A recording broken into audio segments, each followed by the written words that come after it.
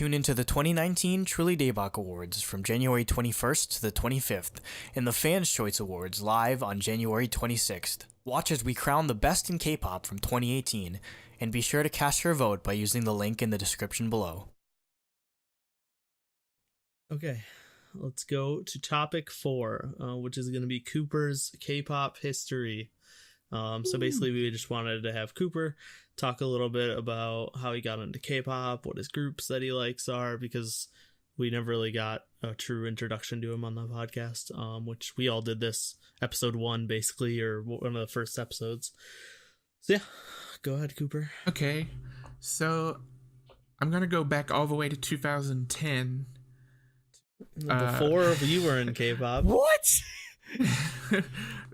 It's a roller coaster. So this was in my sophomore year in high school, in my computer programming class, and one of my friends showed me G by SNSD, and my first reaction. For everyone. Yep, but it took a while because I was not into it at all. So I was basically like, "What is this? Why isn't it?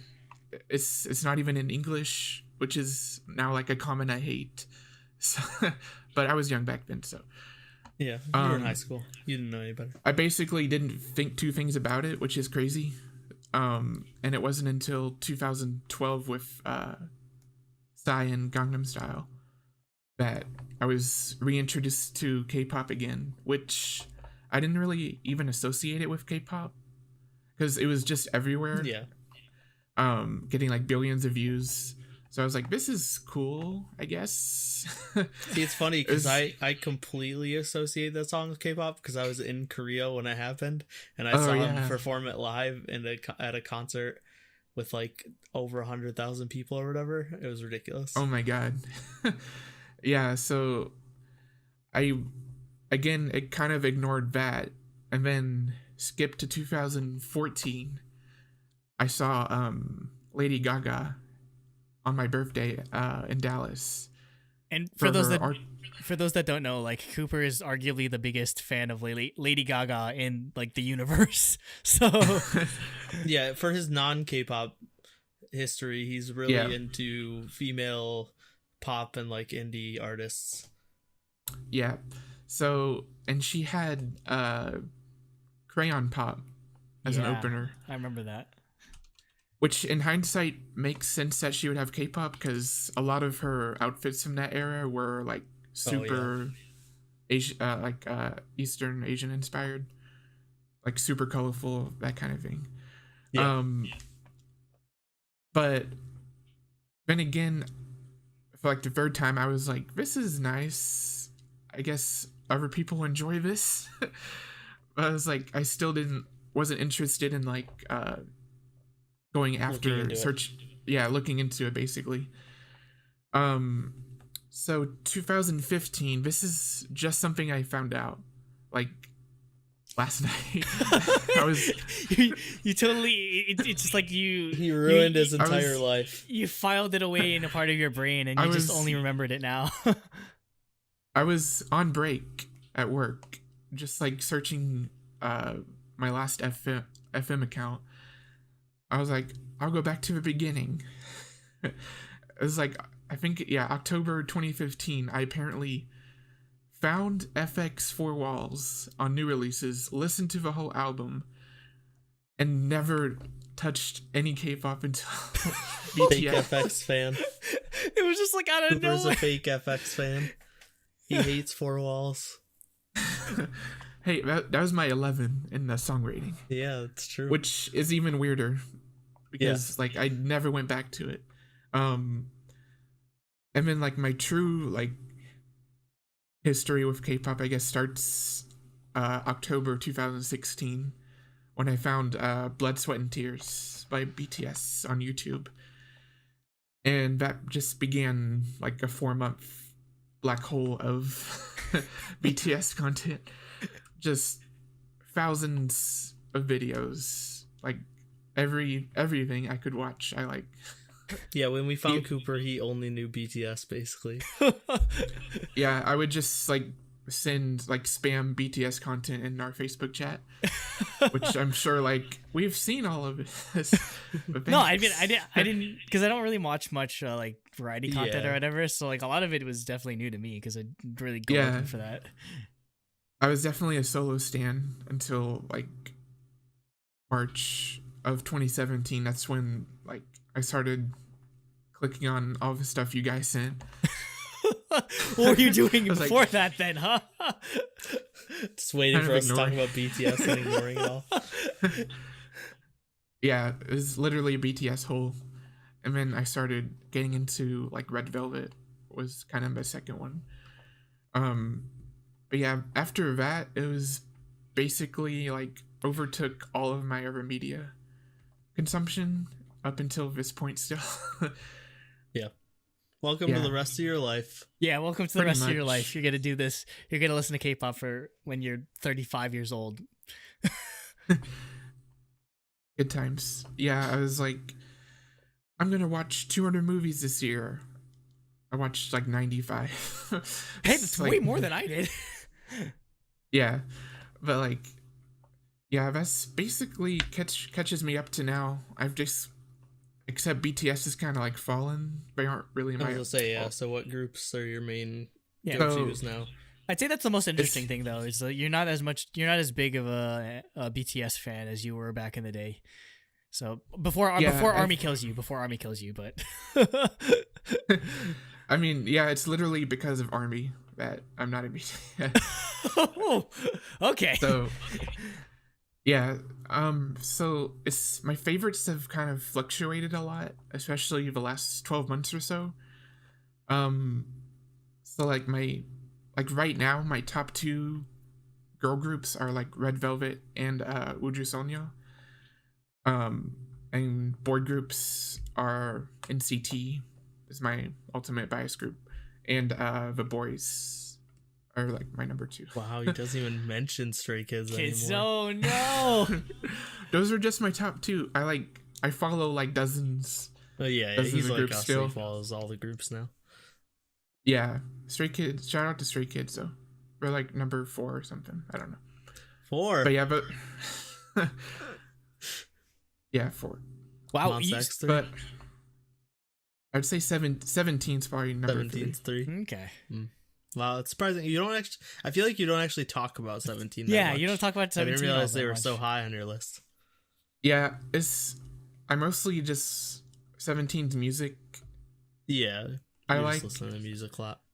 Yeah, that's pretty much catches me up to now. And then like this Discord has like reinvigorated like my enthusiasm even more with just like spending my whole day in there, just different channels and stuff. So Yeah. Yeah. This was Definitely- secretly an ad for Discord. This whole time. Pretty It's like, hey, come hang out in Discord. And Join- maybe kind of join it. secretly an ad for Last FM because I had no idea what to put up on the screen Yeah, for that's this. So Scrabbles. I'm just looking up how many.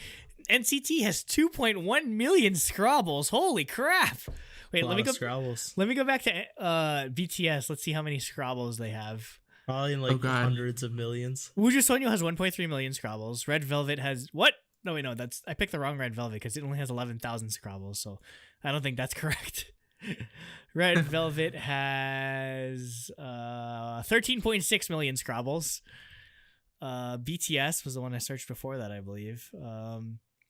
And they had 68.9 million Scrabbles. So they're just like 0.1 away from 69 million Scrabbles. So nice. that's a lot of people Nice. scrabbling BTS. So, but it's been, we mentioned it a lot in the show before, but it's just so interesting to see your growth as a K-pop fan, just going from like only BTS to barely BTS, and like now you're into way more groups than we are to some degree, in all honesty. So, Yeah, well, that's actually like a nice thing if you've listened to us for a long time. Is like Cooper adds a level of knowledge about guy groups, especially new guy groups, that we don't really have. Yeah. Because he follows them a lot more than we do. Obviously, like Gen 2 stuff, Jacob and I know a lot, and Andrew knows a lot. But yeah, coming into like newer guy groups, yeah, because I there's mean, not as many that we know. yeah, like Cooper was the one to like the first put us on to like ATs or like JBJ and like all these other The like boys like you've very always been championing. very new like boy groups. That's Cooper's forte definitely. So that's why I'm excited for you to come on so that you can sort of divulge all that information to. There's probably more stands of those new boy groups than there are of like the popular girl groups, in all honesty. So this would actually be better for our views if we talk more about those things. So any closing statements, Cooper? Just in general, and just joining Truly Daebak, I guess. Since this is your debut. It is. It's still surreal because I'm like so used to just like clicking on the links and just listening to y'all talk, and then like, oh wait, I'm on those videos now. Yep. Are you still gonna watch it even though like you're not you're on the show now, or? Yeah. I don't know if I'm gonna watch my episodes, but I was gonna say you'll listen to episodes you're not on. I stopped watching our show like a long time ago. No, you actually watch. I've never watched an episode. I used to watch. Why it. would you watch something that you were on? Like I don't remember it. I know. was there. Why would you listen to it? I don't know, but so yeah, I'm just we're all really happy that we're finally able to bring Cooper on. Definitely just give him all the congratulations on all various social medias, but most particularly tweet at him at Irene's Waterboy, which is the greatest Irene's Waterboy, the greatest Twitter handle in the history of Twitter handles, easily. So I think Jacob came up with Irene's Waterboy or something like that. yeah, Okay, that was his creation. Yeah, so But shout it was out so to good. Jacob. It was so good. shout outs to Jacob in that case. So Okay, everyone good? All of your thoughts out, Cooper? Anything else you want to say? Join Discord. We're almost at 60 people. It'd be nice if we could get 100 by the end of this year. it'd be nice if we could get to 69 people. 69. How'd you miss that?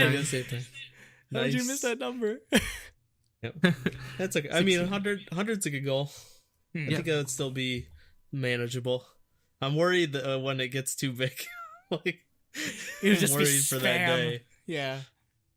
But we're not Yeah. near it, I don't think. I'm just waiting for like a random like twice auntie to join. I was gonna say we haven't gotten any trolls yet, which is nice. And then apparently bots are a real problem, so it's surprising because people are saying that like if you have a public link to join your Discord, usually you have to deal with a bunch of bots, and we haven't. But I think it's just because it's only in our YouTube like description, so like bots aren't trolling YouTube descriptions for Discord links. Oh, okay. I mean, so I personally like to know what the bots' tastes are in K-pop. I mean, like, do they like Twice? Do they like BTS? I mean, I'd be they're interested. just gonna send you ads for Ray-Bans Oh, okay. and pornography links. I don't think they're gonna care. Oh. I guess Okay. we can wrap it up. Yep. Let's wrap it up. Is there any last things for this episode? Anything coming up? TDAs are obviously coming up. Truly Yeah, Daebak true. Awards. I'm gonna try and finish everything by the time this is out.